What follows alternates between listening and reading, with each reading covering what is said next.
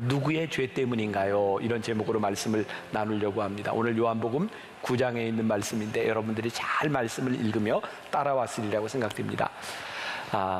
우리가 살아가는 동안 우리 인류에게 사라지지 않는 한 가지 질문이 있습니다. 그것은 우리들의 삶에 경험해야 되는 고난과 고통에 대한 문제입니다. 오늘 말씀은 날 때부터 소경되었던 한 사람에 대한 이야기니까, 날 때부터 소경이 되었으니까 그 사람의 인생이 얼마나 힘들었겠습니까?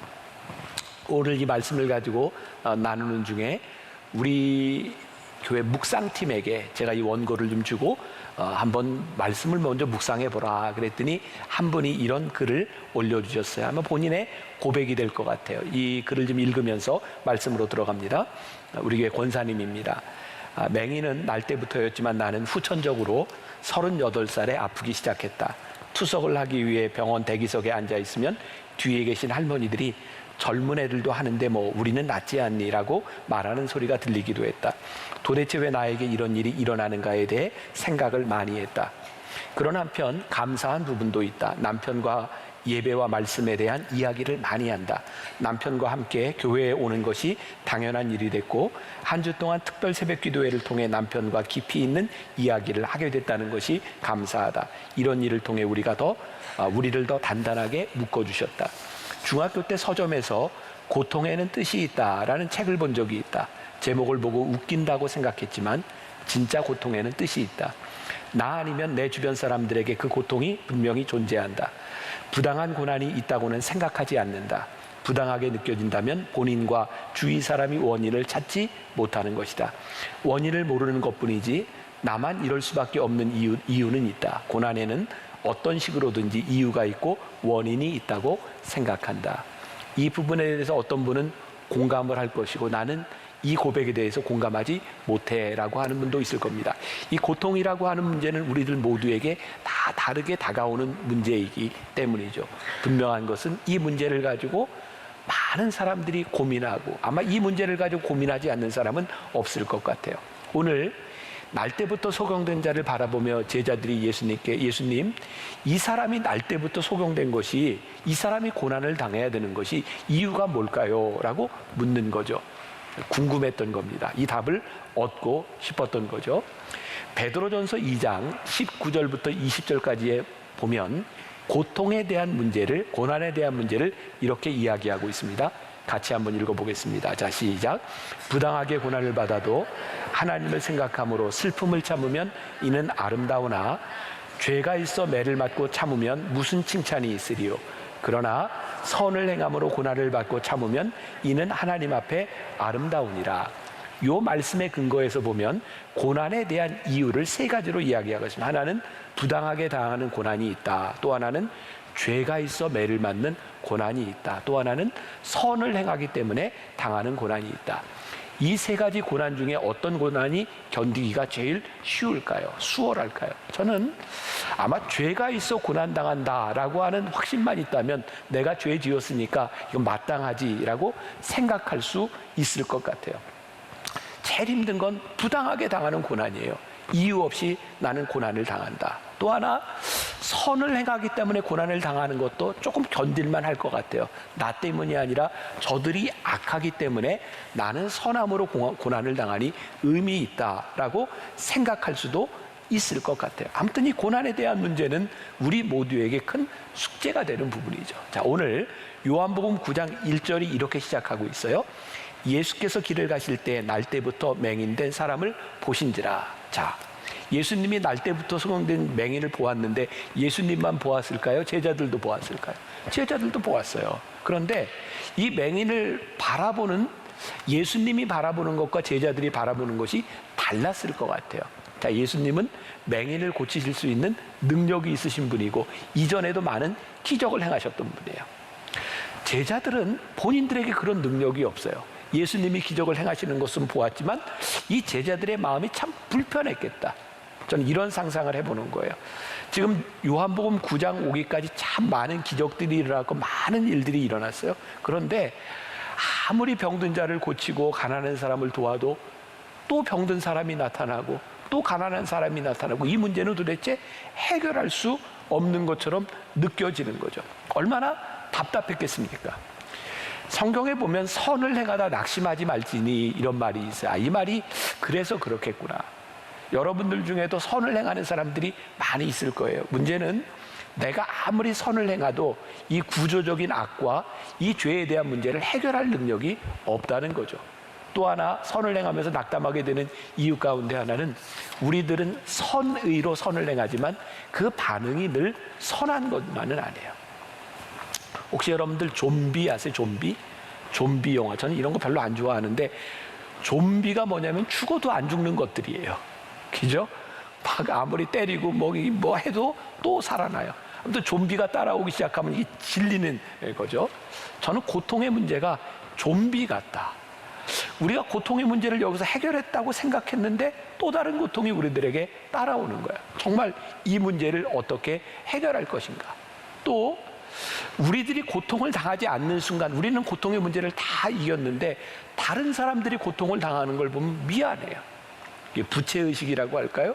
그래서 우리들이 선행을 베풀고 누구를 도와주기도 하죠. 그리고 누군가를 도와주면 내가 좀 부채의식이 덜 하는 것 같기도 하고 또 왠지 우리들이 선행을 함으로 인하여 우리들의 죄의식을 덜어내는 것 같기도 하고 또 우리들이 누군가를 도우면 우리들이 도덕적 우월감에 처하게 되기도 하는 거죠.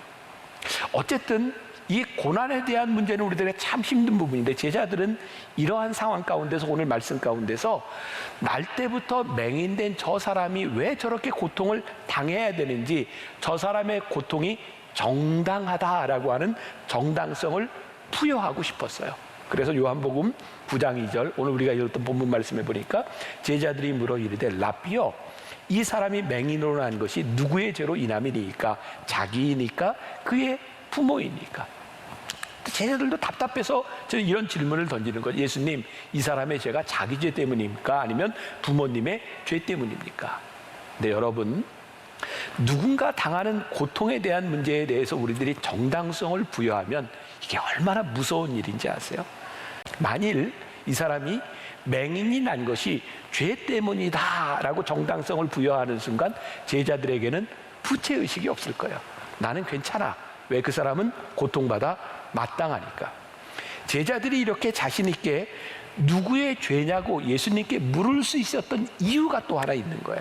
오늘 제자들이 보여주고 있는 가장 심각한 문제는 자기들의 문제가 아닌 저 소경이 당하는 고통에 대한 문제를 너무 쉽게 다루고 있다는 거예요. 상대방의 죄에 대하여 상대방의 고통에 대하여 너무나 쉽게 다루고 있음으로 인하여 지금 이 고통의 본질에 대한 문제를 우리들이 왜곡할 수 있다는 거예요. 제자들은 자신들의 책임을 좀 덜어보고 싶고 내가 여기에서 자유하다고 하는 것을 이렇게 좀 밝히고 싶었겠지만 죄의 문제보다 지금 구걸에서 평생을 살아가고 있는 이 날 때부터 맹인된 사람은 얼마나 아프고 힘든 인생을 살아가고 있었겠습니까? 근데 그 사람을 대놓고 예수님에게 누구의 죄 때문입니까? 라고 말할 때 이 소경이 받아야 되는 아픔은 얼마나 큰 것이었을까? 잘못된 질문은 더욱더 잘못된 것으로 더 복잡하게 이를 꼬여가게 할 수밖에 없는 거죠. 제자들은 자신들의 죄책감을 내려놓고 싶었겠지만 이 일을 당하고 있는 사람은 점점 더 아프고 힘들 수밖에 없는 거예요.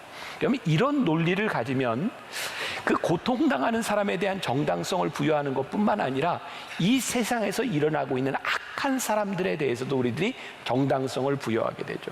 여러분, 우리가 참 힘든 것 중에 하나가 악인의 번성함이 아닌가요? 저 악한 사람이 왜 이렇게 잘 돼? 이런 논리로 보면 이런 생각을 하게 되는 거죠. 저 악하다고 생각했는데 잘 되는 것을 보니 선한 구석이 있나 봐. 우리가 모르는 선한 면이 있나 봐 라고 생각할 수도 있는 거죠. 그러니까 지금 죄와 고통에 대한 문제는 이렇게 해결될 수 있는 게 아닌 거예요. 그런데 오늘 예수님께서 이 날 때부터 맹인된 사람을 고치심으로 인하여 교정된 새로운 해답을 내놓고 계시는 거예요. 자, 여기까지 얘기하고 이 해답을 말할까요, 말까요? 할까요?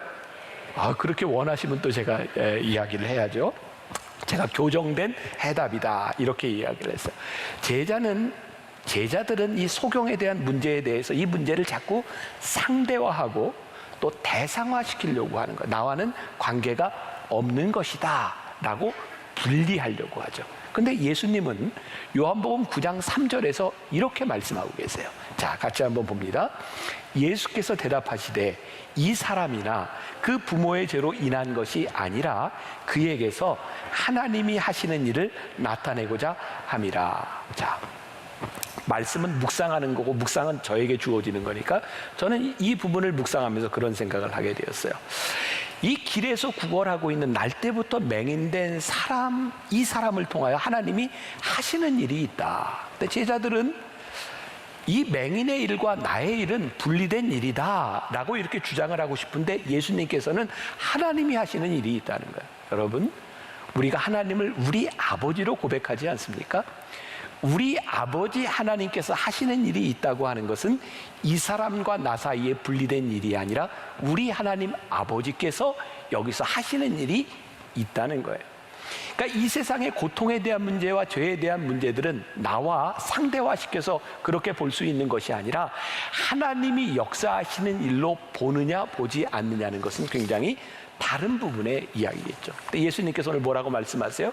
하나님께서 하시고자 하는 일이 있다. 이거 우리의 일이라는 거예요.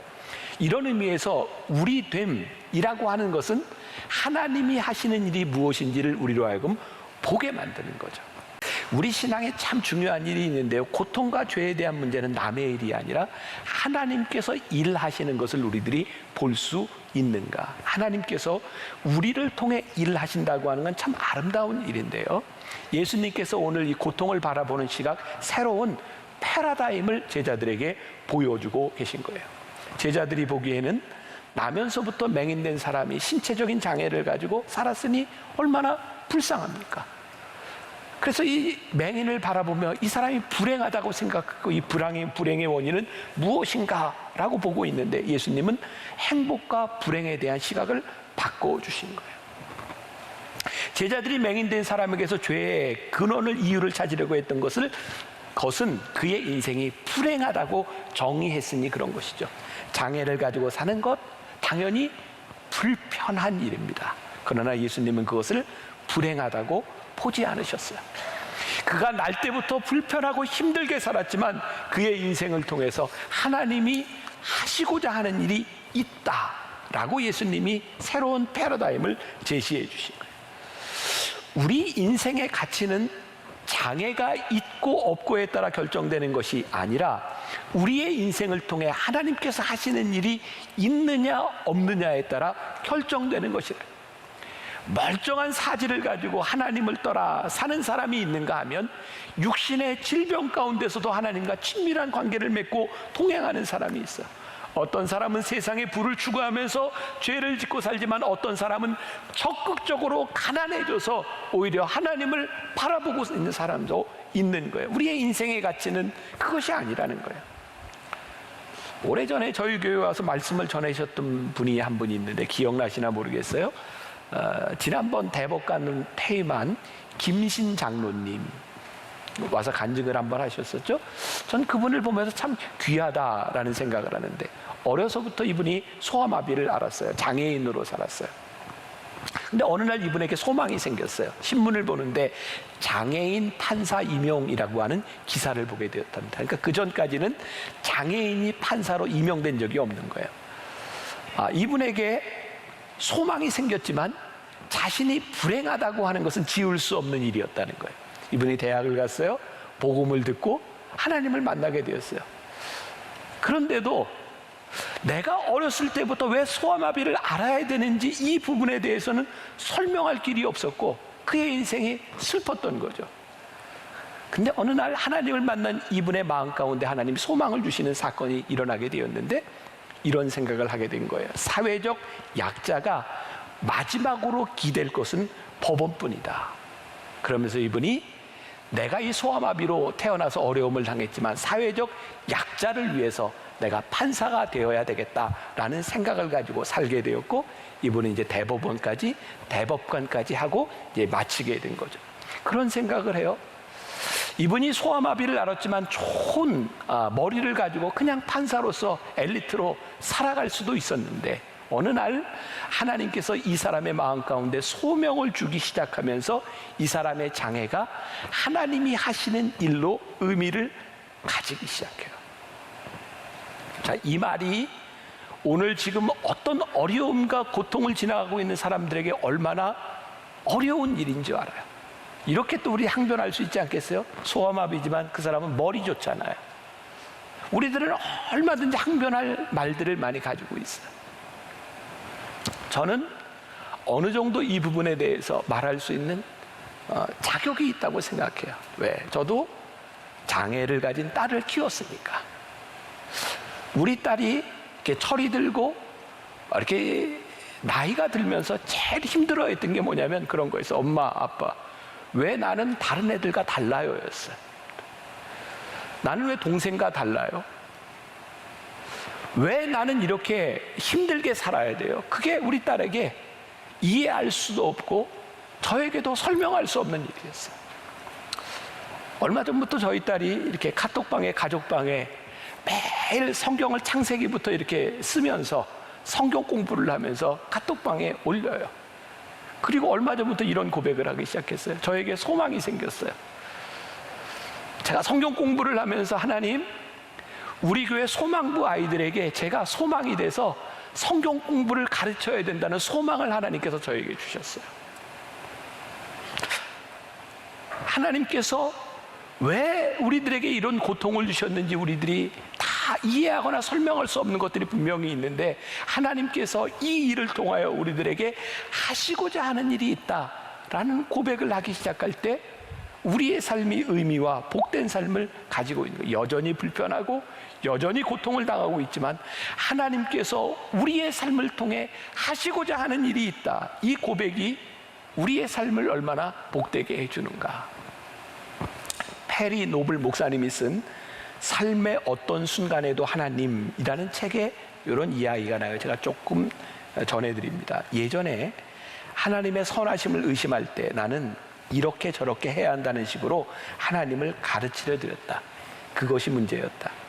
나는 상황을 이렇게 바꾸고 고통을 이렇게 줄이고 싶은데 하나님이 그렇게 해주시지 않을 때는 원망이 생겼다. 하지만 시간이 지날수록 하나님을 가르치려 드는 것이 얼마나 오만한 것인지를 깨달았다.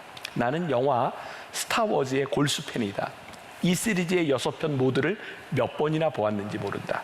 앉은 자리에서 6편을 다 보려면 13시간 반이 걸린다. 방금 인터넷을 검색해서 확인했다. 자, 당신이 지금 텔레비전 앞에서 앉아 겨우 한 편 중 15초를 본다고 해보자. 13시간 반짜리 이야기를 겨우 15초를 보고 나서 스타워즈 감독 조지 루카스에게 전화를 걸어 스토리가 빈약하니 이런저런 부분을 바꾸라고 말한다. 이게 말이 되는가? 영화계의 거장 조지 루카스에게 이럴 사람은 아무도 없을 것이다. 그런데 하나님께는 그렇게 오만하게 굴 때가 얼마나 많은가? 오늘 내가 병원에 가서 암 진단을 받았다고 해보자. 의사가 내 상태를 알린 뒤 메스를 든다. 암덩어리를 도려내야 합니다. 그때 내가 내 배를 가르겠다고? 라며 화를 낸다면 얼마나 황당한 일인가.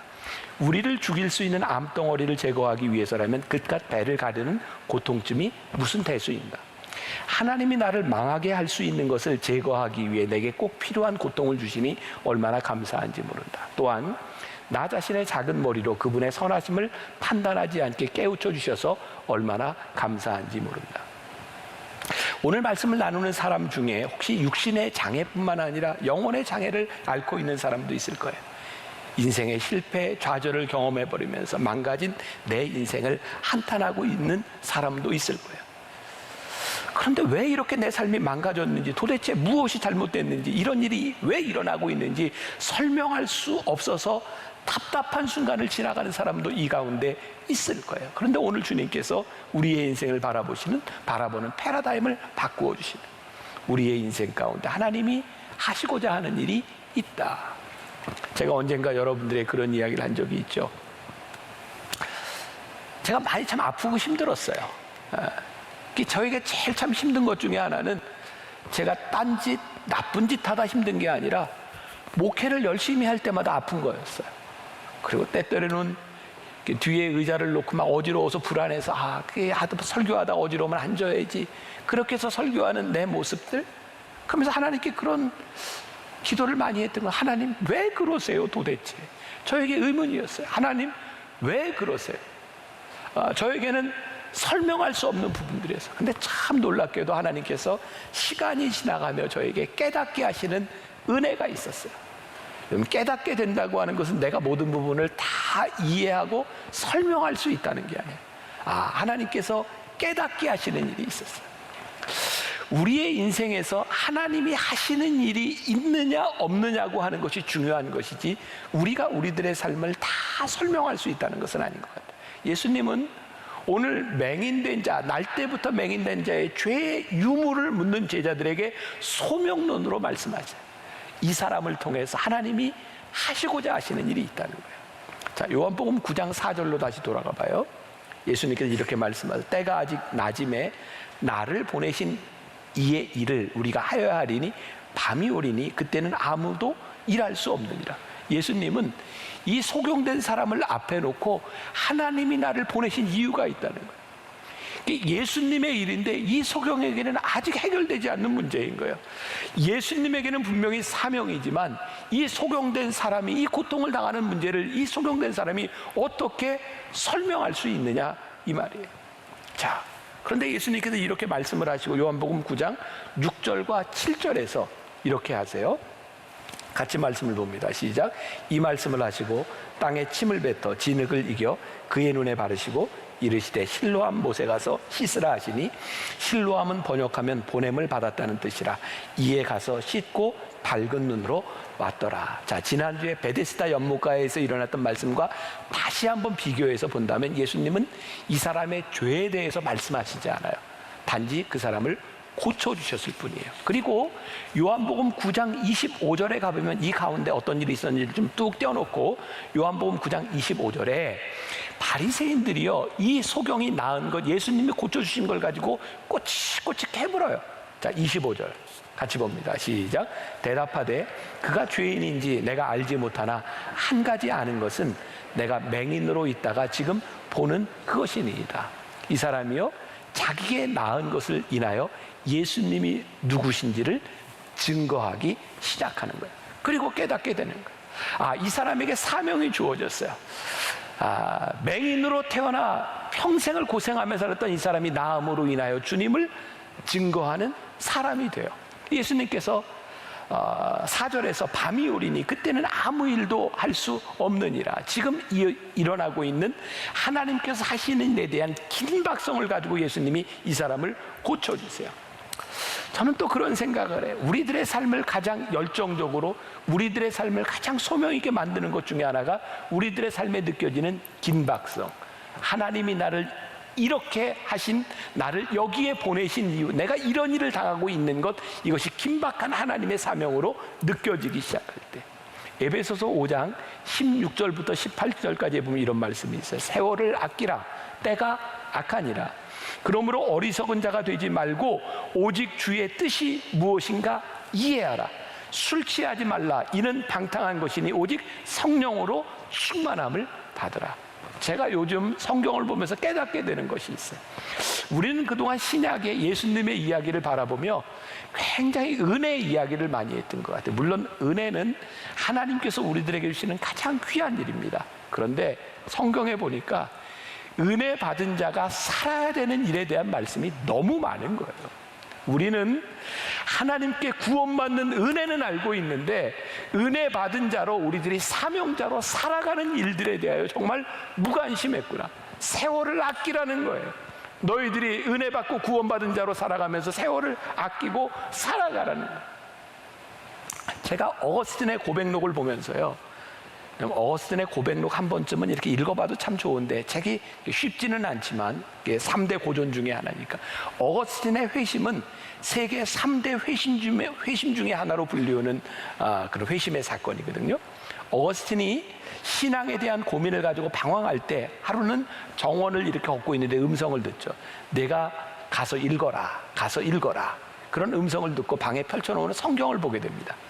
저에게 참 이해할 수 없었던 것 중에 하나가, 어거스틴이 그 성경을 보고 회심하는데 이게 별로 회심할 내용 같지가 않아요. 여러분, 말틴 루터가 회심할 때 중요한 말씀인 거죠. 오직 의인은 믿음으로 산다. 믿음, 은혜 막 이런 게 좀 들어가야 회심이 될 것 같은데, 어거스틴이 회심한 말씀이 로마서 13장 11절부터 14절까지 있는 말씀이에요. 한번 보세요. 이런 말씀이에요. 또한 너희가 이 시기를 알거니와 자다가 깰 때가 벌써 되었으니 이는 이제 우리의 구원이 처음 믿을 때보다 가까웠습니다. 밤이 깊고 낮이 가까웠으니 그러므로 우리가 어둠의 일을 벗고 빛의 갑옷을 입자.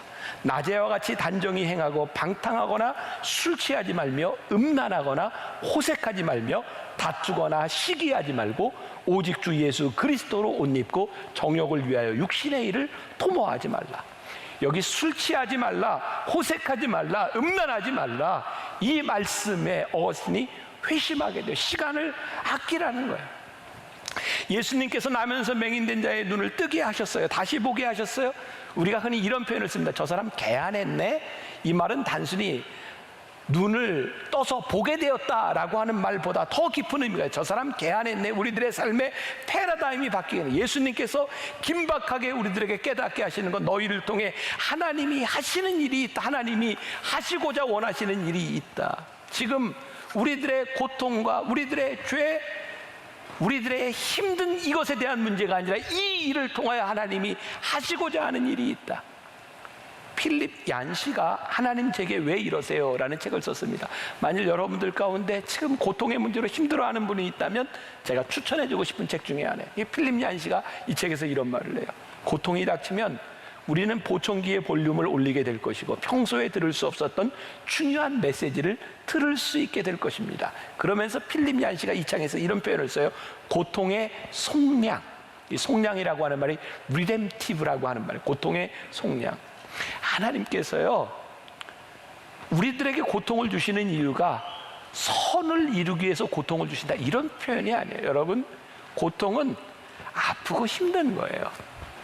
고통을 당하는 사람에게 하나님께서 선을 이루기 위해서 고통을 주셨습니다. 이게 복장 터지는 말이에요.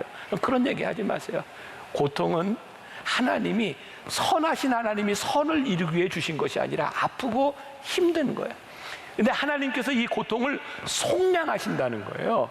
이 고통이 고통으로 끝나는 것이 아니라 이 고통 가운데서 이 고통을 통하여 하나님이 하시는 일이 이루어질 때 이 고통이 속량되는 거예요. 이게 고통의 속량이에요. 우리는 많은 부분 이 고통의 문제를 설명할 수 없어요. 로마서 5장 3절부터 4절까지 이런 말씀이 있어요. 다만 이뿐 아니라 우리가 환난 중에도 즐거워하나니 이는 환난은 인내를, 인내는 연단을, 연단은 소망을 이루는 줄 알미로다.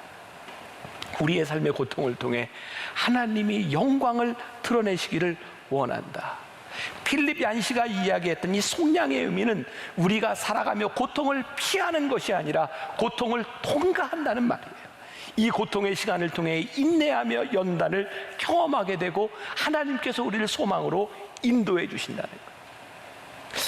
우리 묵상팀의 한 청년이요, 요번에 이제 우리 교회 MCLC 믿어줄게 밀어줄게라고 하는 프로그램을 통해서 저기 야탑동에 상담소를 이제 개설을 하게 됐는데, 우리 청년이에요.